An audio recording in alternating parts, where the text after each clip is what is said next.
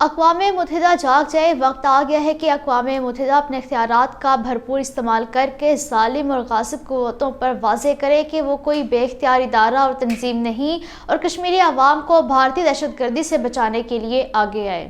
اب وقت آ گیا ہے کہ اقوام متحدہ اپنی قراردادوں پر عمل درآمد کر کے کشمیری عوام کو مودی کی قیادت میں فسطائی بھارتی حکومت کے حملوں سے بچائے۔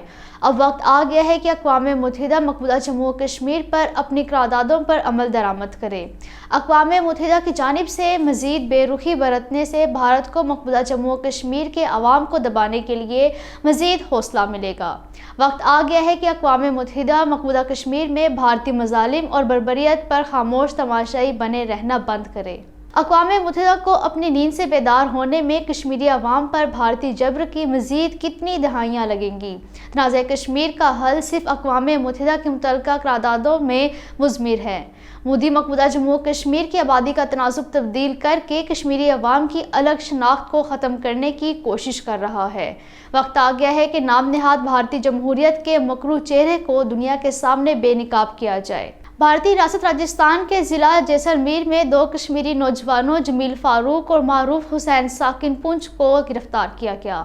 نامعلوم مسلح افراد نے ضلع پلوامہ میں دو کشمیری مزدوروں شمشاد احمد اور فیضان قادری ساکن بہار کو گولی مار کر زخمی کیا۔ مقبوضہ جموں و کشمیر میں متحدہ مجلس علماء نے ایک منظم منصوبے کے تحت مقبوضہ جموں و کشمیر کی مسلم شناخت، انفرادیت اور تشخص کو کمزور اور علاقے میں ہندوتوا ایجنڈے کو آگے بڑھانے کی کوشش کی شدید مذمت کرتے ہوئے خبردار کیا ہے کہ ایسی مذموم کوششوں کو کسی صورت برداشت نہیں کیا جائے گا۔ کشمیری عوام کو باہر کی دنیا سے بے خبر رکھنے اور علاقے میں قابض بھارتی فوجیوں کے جرائم کو دنیا سے چھپانے کے لیے بھارتی حکام نے کشمیر میڈیا سروس کی ویب سائٹ ایک بار پھر بلاک کر دی ہے۔